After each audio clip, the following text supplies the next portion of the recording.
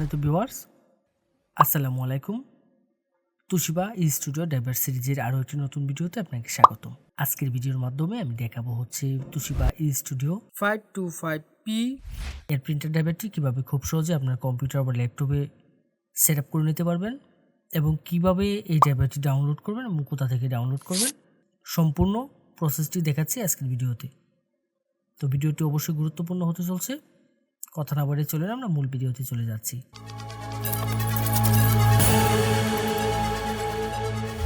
প্রথমে আমরা যে কাজটি করব, আমরা এই ড্রাইভারটি ডাউনলোড করে নেব।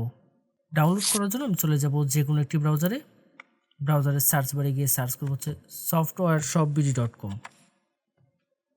অবশ্য আমি ভিডিও ডেসক্রিপশনে ওয়েবসাইটের লিঙ্কটি দিয়ে দেব। softwareshopbd.com লিখে সার্চ করলে ঠিক এরকম একটা ইন্টারফেস আসবে এবং এখান থেকে আমি যে কাজটি করব, আমার কাঙ্ক্ষিত মডেলের যে ড্রাইভারটি রয়েছে সেটি আমি এখান থেকে ডাউনলোড করব। দেন এই সার্চ বারে চলে যাব, এখানে গিয়ে জাস্ট আমাদের যে কাঙ্ক্ষিত মডেলটি সেই মডেলটি এখানে সার্চ করব।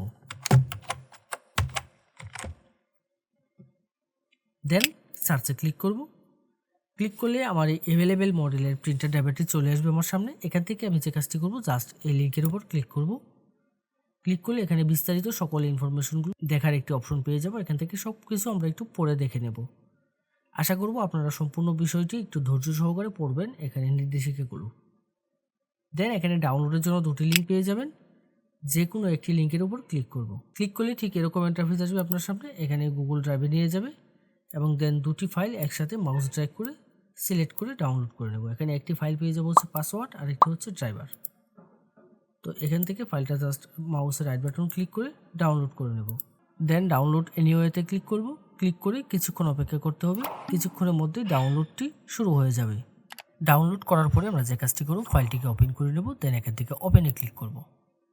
ক্লিক করলে ঠিক এরকম একটা ইন্টারফেস আসবে আমার সামনে।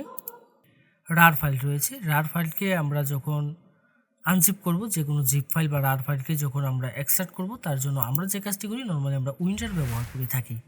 যদি আপনার কম্পিউটারে উইন্ডারটি না ব্যবহার করা থাকে, অর্থাৎ উইন্ডারটি যদি ইনস্টল করা না থাকে, তাহলে যে কাজটি করবেন, আপনি উইন্ডারটি ইনস্টল করে নেবেন। এর জন্য ভিডিও ডেসক্রিপশন এবং আই বাটনে উইন্ডারের লিঙ্ক দিয়ে দেবো। আপনারা ওইখান থেকে গিয়ে জাস্ট উইন্ডারটি ইনস্টল করে নেবেন। দেন যে কাজটি করব, আমরা ফাইলটাকে ওপেন করব। উইন্ডারে যখন ফাইলটা ওপেন করব, ঠিক এরকম একটা ইন্টারফেস আসবে। এখান থেকে ক্লোজ করে দেবো। যাওয়ার পর ইন্টারফেসটা দেখতে ঠিক এরকম হবে। এখানে একটি ফাইল পেয়ে যাব হচ্ছে ড্রাইভার। এই ড্রাইভারে ক্লিক করব। ক্লিক করলে এখানে জাস্ট আমি ড্রাইভারটা পেয়ে যাব।